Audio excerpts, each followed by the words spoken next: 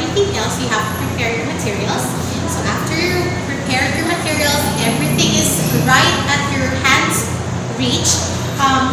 You have to make sure that your hands are sanitized by using, of course, an alcohol. So you'll be sanitizing your hands and make sure that you are well clean.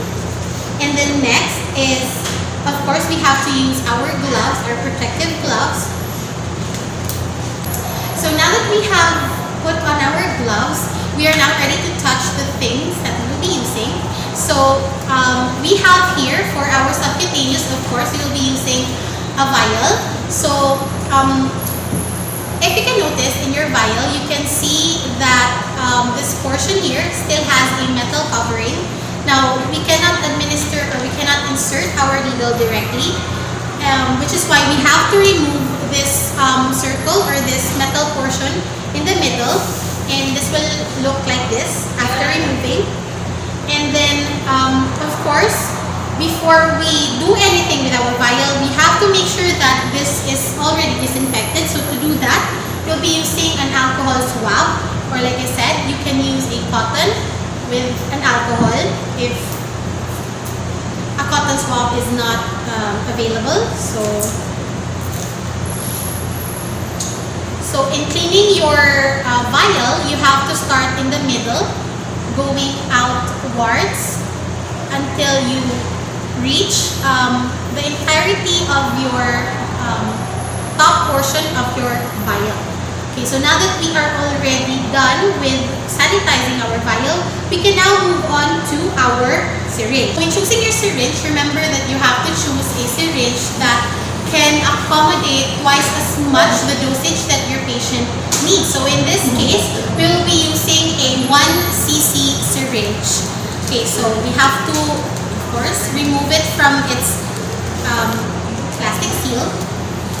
Remember that before using your syringe, you have to make sure that your syringe is functioning very well and correctly. So in order to check that, you have to make sure that this portion here, this portion is tightly locked, and you have to make sure that it can aspirate like that. Like you can easily move the plunger up and down. We will be removing the cap, and then to make the process easier for us, we'll be aspirating our syringe before we insert it into the vial. So to do that, we will be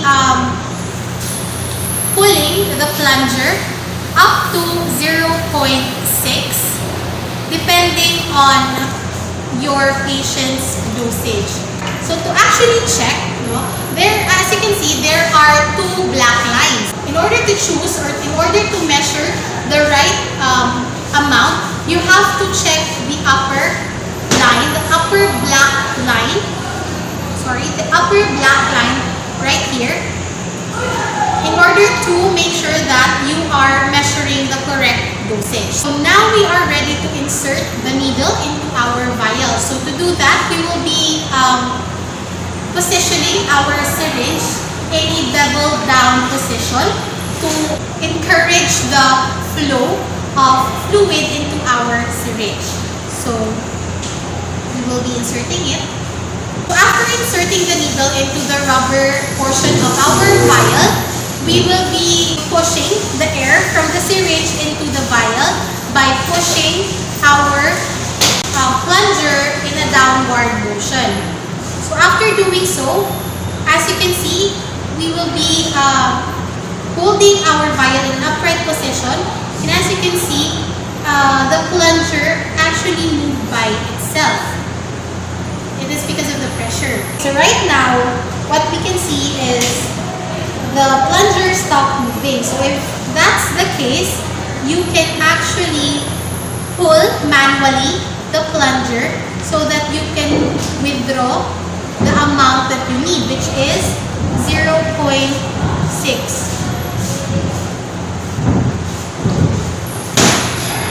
Actually, in drawing your fluid into your syringe, it doesn't necessarily have to stop at 0.6. You can actually add in a few more or an excess so that you can adjust it afterwards. Okay, so now we already have here a 0.7. So we will slowly remove the needle. So after we've drawn the solution,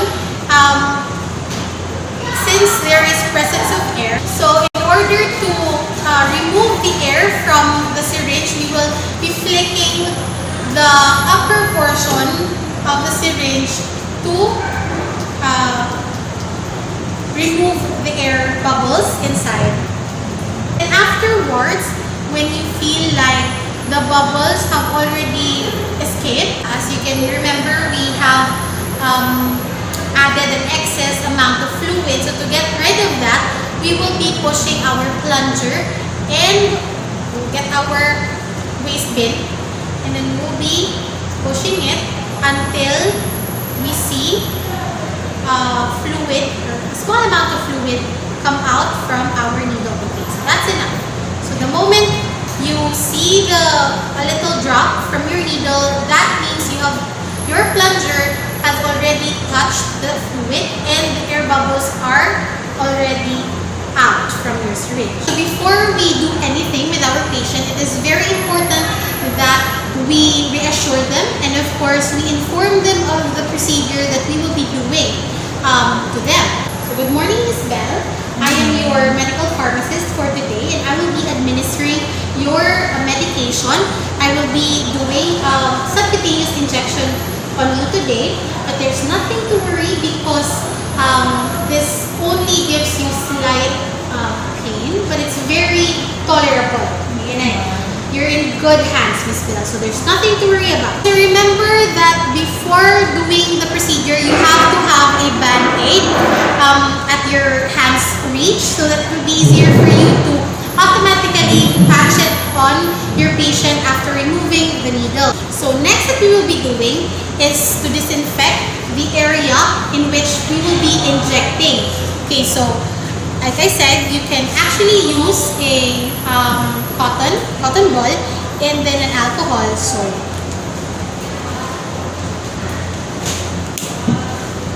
we will be removing the clothing that's covering the area, of course, and then we will be disinfecting the area by starting in the middle, going in an outward position, of course, in a circular motion, from inside going outwards. Okay, so after disinfecting the area, we will be administering the needle into our patient, and to do so, we have to position our syringe in a 45-degree angle. So this is what a 45-degree angle looks like. So we will be positioning the needle in that manner. And in doing your subcutaneous injection, you have to pinch the area where you will be injecting. So you will, of course, remember that the needle should be facing in a bevel up position. So now we will slowly inject into our patient, and of course slowly push the plunger and make sure that you do this process very calmly so your patient will not be terrified at all. You have to automatically get your band-aid and apply it on the area which you have injected.